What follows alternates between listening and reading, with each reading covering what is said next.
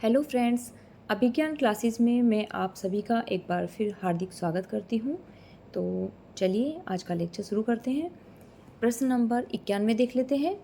मिस्र बंधु विनोद का चौथा भाग कब प्रकाशित हुआ?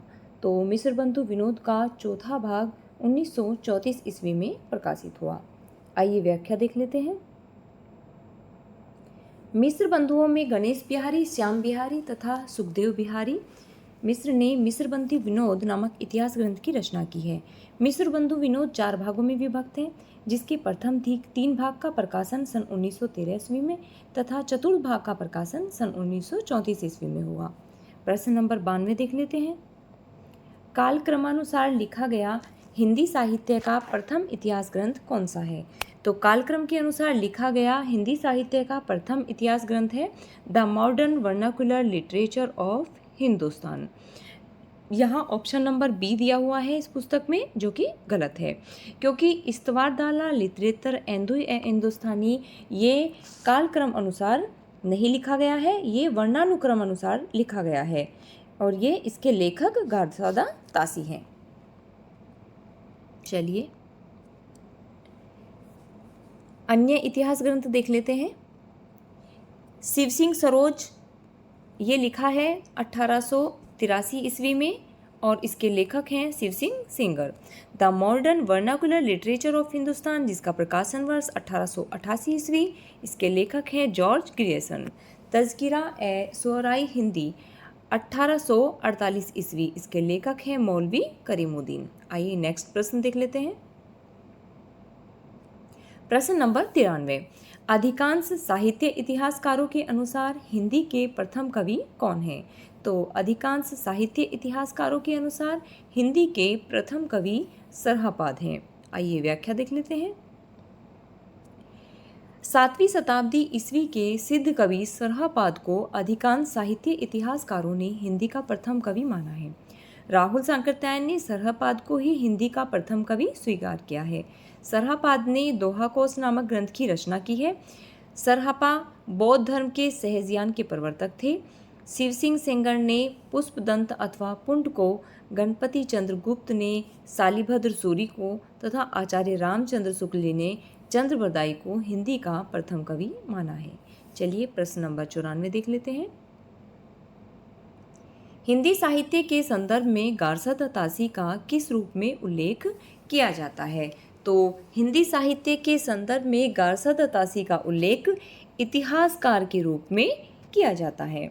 हिंदी साहित्य के संदर्भ में गारसादा तासी का इतिहासकार के रूप में उल्लेख किया जाता है। इनके द्वारा सन 1839 ईस्वी में फ्रेंच भाषा में लिखा गया इस्तवारदाला लिटरेचर हिंदुस्तानी हिंदी साहित्य का प्रथम इतिहास ग्रंथ माना जाता है।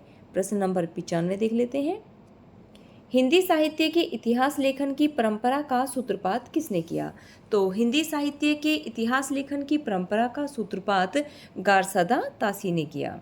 चलिए व्याख्या देख लेते हैं।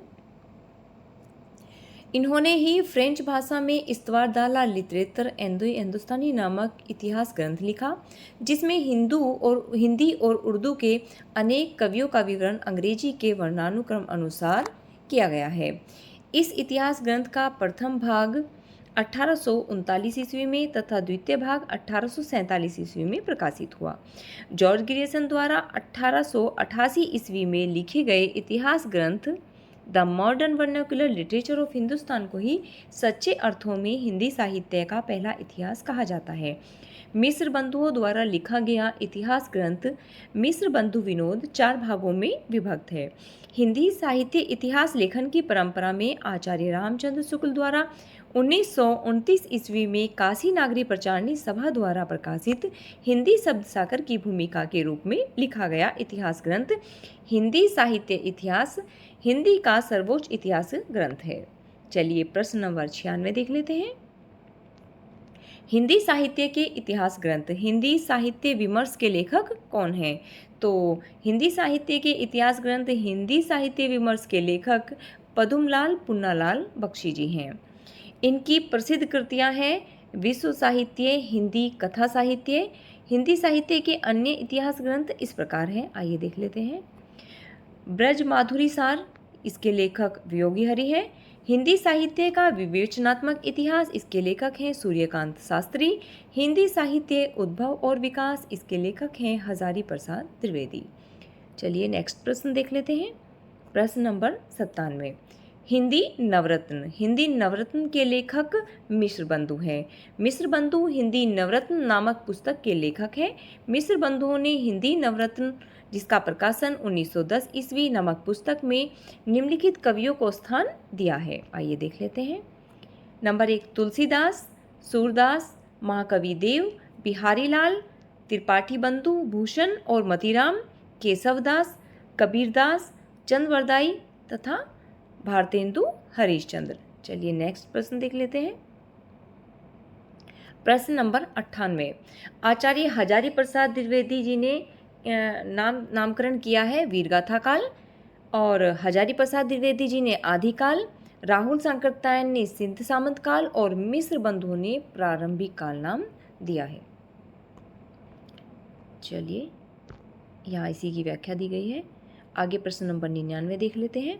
आचार्य रामचंद्र शुक्ल ने हिंदी साहित्य का इतिहास के आधुनिक गद्य साहित्य परंपरा का प्रवर्तन के अंतर्गत प्रथम उत्थान की अवधि क्या निर्धारित की है?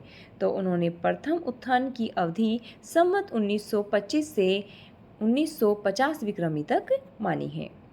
व्याख्या देख लेते हैं। आचार्य रामचंद्र शुक्ल ने भारतेंदु हरिश्चंद्र के रचना काल को दृष्टि में रखकर संवत 1925 से 1950 विक्रमी तक की अवधि को प्रथम उत्थान काल माना है। इस काल में हरिश्चंद्र और उनके सहयोगी लेखक मंडलों द्वारा आधुनिक गद्य परंपरा का समृद्ध प्रवर्तन हो चुका था, जिसके अवदान पर वर्तमान का गद्य साहित्य टिका हुआ है। आइए अंतिम प्रश्न देख लेते हैं। साहित्य का इतिहास दर्शन, यह किसका ग्रंथ है? तो साहित्य का इतिहास दर्शन यह नलिन विलोचन शर्मा जी का ग्रंथ है। व्याख्या देख लेते हैं। साहित्य का इतिहास दर्शन नलिन विलोचन शर्मा द्वारा लिखित हिंदी साहित्य इतिहास ग्रंथ है। आइए कुछ अन्य इतिहास ग्रंथ देख लेते हैं। हिंदी साहित्य का इतिहास, जिसका संपादन डॉक्टर नगेंद्र ने किया। हिंदी साहित्य 20वीं शताब्दी, इसके लेखक नंद दुलारे वाजपेयी जी हैं। ठीक है दोस्तों, आज का लेक्चर यहीं समाप्त करते हैं। आपको ये लेक्चर अगर पसंद आ रहा है तो इसे लाइक और शेयर कीजिए और इस चैनल को सब्सक्राइब कीजिए। Thanks for watching.